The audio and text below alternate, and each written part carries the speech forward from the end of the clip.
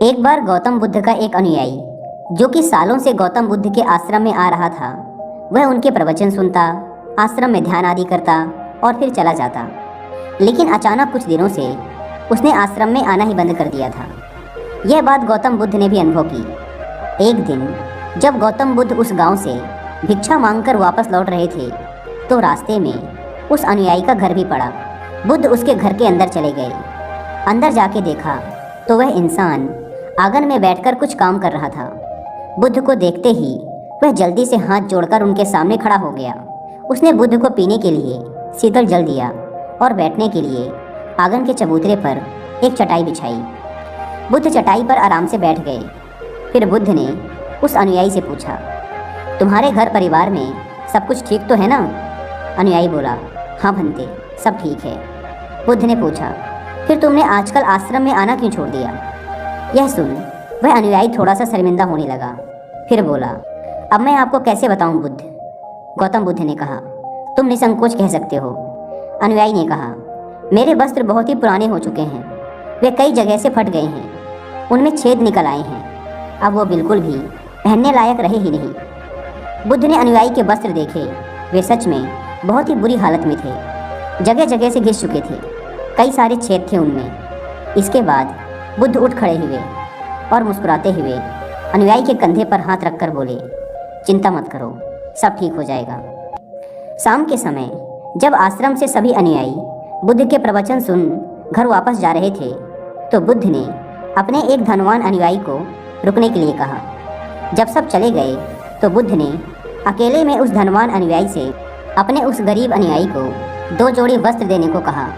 धनवान अनुयायी उस गरीब अनुयायी के घर वस्त्र भिजवा देने का वचन देकर वहां से चला जाता है। अगले दिन सुबह वह अमीर अनुयायी उस गरीब अनुयायी के परिवार के हर एक सदस्य के लिए 2-2 जोड़ी कपड़े एक पोटली में बंधवा कर अपने नौकर के हाथ भिजवा देता है, जिसे देखकर उस गरीब अनुयायी का पूरा परिवार बहुत ही खुश होता है।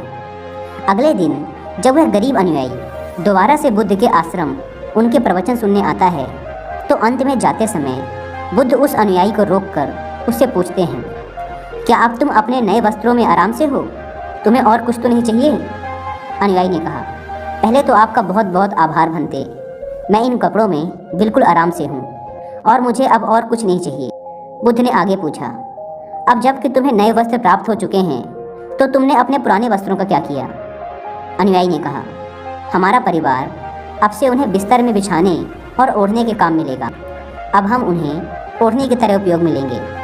बुद्ध ने कहा, फिर तुमने अपनी पुरानी ओढ़नी का क्या किया? अनुयायी ने कहा, बुद्ध, मैंने उसे अपने घर की खिड़कियों में पर्दे की तरह लगा दिया है। बुद्ध ने कहा, तो क्या तुमने अपने पुराने पर्दे फेंक दिए? अनुयायी बोला, नहीं भंते, अब मैं उन पर्दों के छोटे छोटे टुकड़े करके उनका उपयोग रसोई में गर्म बर्तनों को उतारने और पकड़ने के लिए कर रहा हूँ। बुद्ध ने पूछा, तो फिर तुमने रसोई के पुराने कपड़ों का क्या किया? अनुयायी ने कहा, अब मैं उनका उपयोग घर में पोछा लगाने के लिए करूँगा। बुद्ध ने कहा, तो फिर तुम्हारे पुराने पोछे का क्या हुआ? अनुयायी ने कहा, बुद्ध, वो पुराना पोछा इतना तार तार हो चुका था कि अब उसका कुछ भी नहीं किया जा सकता था, इसलिए मैंने उस पोछे से एक एक धागा अलग करके दिए के लिए बातियाँ बना ली। उन्हीं में से कुछ बातियाँ मैंने आश्रम में दान कर दी हैं, जो अब आज रात से आपके कक्ष में प्रकाशित होंगी। यह सुन बुद्ध अनुयायी से संतुष्ट हो गए। वे इस बात से बहुत खुश थे कि उनका शिष्य वस्तुओं को बर्बाद नहीं करता, बल्कि उनका सही से उपयोग करना जानता है। गौतम बुद्ध हमेशा अपने शिष्यों को बहुत ही कम चीज़ों के साथ जीवन निर्वाह करने की शिक्षा देते थे। साथ ही उनका ये भी मानना था कि यदि हमारे पास कुछ भी हमारी ज़रूरत से अधिक है तो हमें उसे दूसरे ज़रूरतमंद लोगों को दे देना चाहिए। काश हमारी आज की जनरेशन भी बुद्ध का ये संदेश समझ पाए। आज लगभग हर इंसान अपनी ज़रूरत से अधिक चीज़ें खरीद रहा है, केवल लोगों की देखा देखी में और दूसरों को शो ऑफ करने के चक्कर में। आजकल पुरानी चीज़ों को रीयूज़ करना तो दूर की बात है, हम लाई हुई नई चीज़ों को ही पूरी तरीके से यूज नहीं कर पाते। इसका एक कारण ये भी है कि आज की इस मॉडर्न दुनिया में हर रोज़ नई चीज़ें इन्वेंट हो रही हैं, जिससे बहुत ही जल्द चीज़ों का फैशन ख़त्म हो जाता है और दूसरी नई प्रकार की वस्तु चलन में आ जाती हैं। आजकल जब हम कोई फ़ोन या इलेक्ट्रॉनिक प्रोडक्ट लेते हैं तो उनमें कितने तरह के फंक्शन की जांच करते हैं, लेकिन एक सर्वे के अनुसार एक इंसान अपने फ़ोन के 60% फीचर्स कभी यूज ही नहीं करता या फिर बहुत ही कम बार उसे यूज करता है। यानी कि अगर वो फीचर्स ना भी होते तब भी उस इंसान का काम रुकने वाला नहीं था।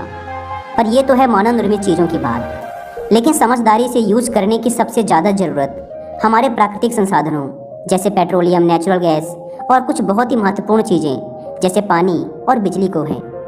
आज जब प्राकृतिक संसाधन दिन प्रतिदिन खत्म होते जा रहे हैं तो ऐसे में हमें भी पूरा प्रयास करना चाहिए कि चीज़ें कम से कम बर्बाद करें और अपने छोटे छोटे प्रयत्नों से इस पृथ्वी को सुरक्षित बनाकर रखें।